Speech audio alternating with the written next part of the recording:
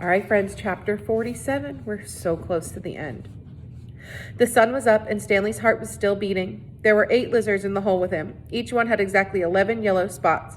The warden had dark circles under her eyes from their lack of sleep, and lines under her forehead and face which seemed exaggerated in the stark morning light. Her skin looked blotchy. Satan, said Zero. Stanley looked at him, unsure if Zero had even spoken or if he just imagined it. Why don't you go and see if you can take the suitcase from Zero, the warden suggested. Yeah, right, said Mr. Sir. The lizards obviously aren't hungry, said the warden. Then you go get the suitcase, said Mr. Sir. They waited. Lee, said Zero. Sometime later, Stanley saw a tarantula crawl across the dirt, not too far from his hole. He had never seen a tarantula before, but there was no doubt that's what it was. He was momentarily fascinated by it, as its big, hairy body moved slowly and steadily along. Look, a tarantula, said Mr. Sir, also fascinated. I've never seen one, said the warden, except him. Stanley suddenly felt a sharp sting on the side of his neck.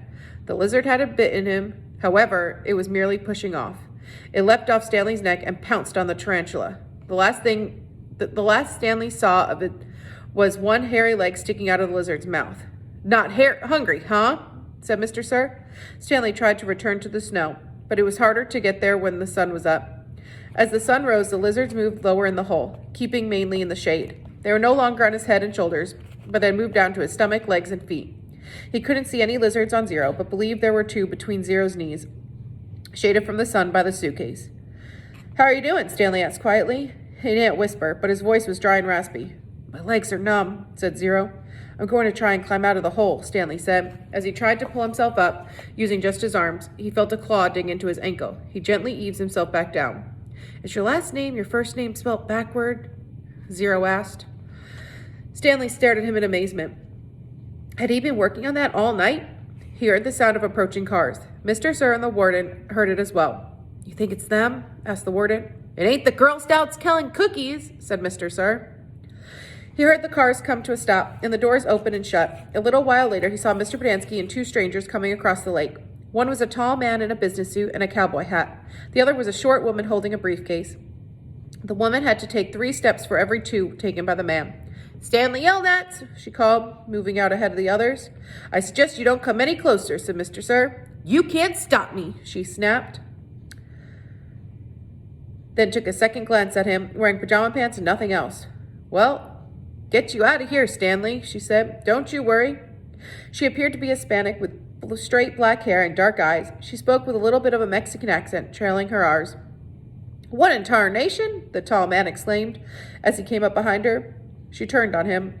I'm telling you right now, if any harm comes on him, we will be filing charges not only against Miss Walker and Camp Greenlake, but the entire state of Texas as well. Child abuse, false imprisonment, torture. The man was more than a head taller than she and was able to look directly over at her as she spoke to the warden. How long have they been in there? All night, as you can see by the way they're dressed. They snuck into my cabin while I was asleep and stole my suitcase. I chased after them, and they ran out here and fell into this lizard's nest. I don't know what they were thinking. That's not true, said Stanley. Stanley, as your attorney, I advise you not to say anything, said this woman, until you and I have a chance to talk in private. Stanley wondered why the warden lied about the suitcase. He wondered who it legally belonged to. That was one thing he wanted to ask his lawyer, if she really was his lawyer. It's a miracle they're still alive, said the tall man. Yes, it is, the warden agreed, with just a trace of disappointment in her voice. And they better come out of this alive, Stanley's lawyer warned. This wouldn't have happened if you released him to me yesterday. It wouldn't have happened if he wasn't a thief, said the warden. I told him he would be set free today, and I guess he decided to try and take some of my valuables with him. He's been delirious for the last week. Why didn't you release him when she came to you yesterday, the tall man asked. She didn't have proper authorization, said the warden. I had a court order. It was not authenticated, said the warden. Authenticated? It was signed by the judge who sentenced him. I needed authentication from the attorney general, said the warden. How do I know it's legitimate? The boys in my custody have proven themselves dangerous to society. Am I just supposed to turn them loose anytime someone hands me a piece of paper? Yeah, said the woman. If it's a court order. Stanley had been hospitalized for the last few days, the warden explained. He'd been suffered from hallucinations and delirium. Ranting and raving, he was in no condition to leave. The fact that he was trying to steal from me on the day before his relief proves, Stanley tried to climb out of the hole, using mostly his arms so he didn't disturb the lizards too much. As he pulled himself upward, the lizards moved downward, keeping out of the sun's direct rays. He swung his legs up and over, and the last of the lizards hopped off. "Oh, thank God!" exclaimed the warden. She started toward him, then stopped. A lizard crawled out of his pocket and down his leg. Stanley was overcome by a rush of dizziness and almost fell over. He steadied himself, then reached down, took a hold of Zero's arm, and helped him slowly to his feet.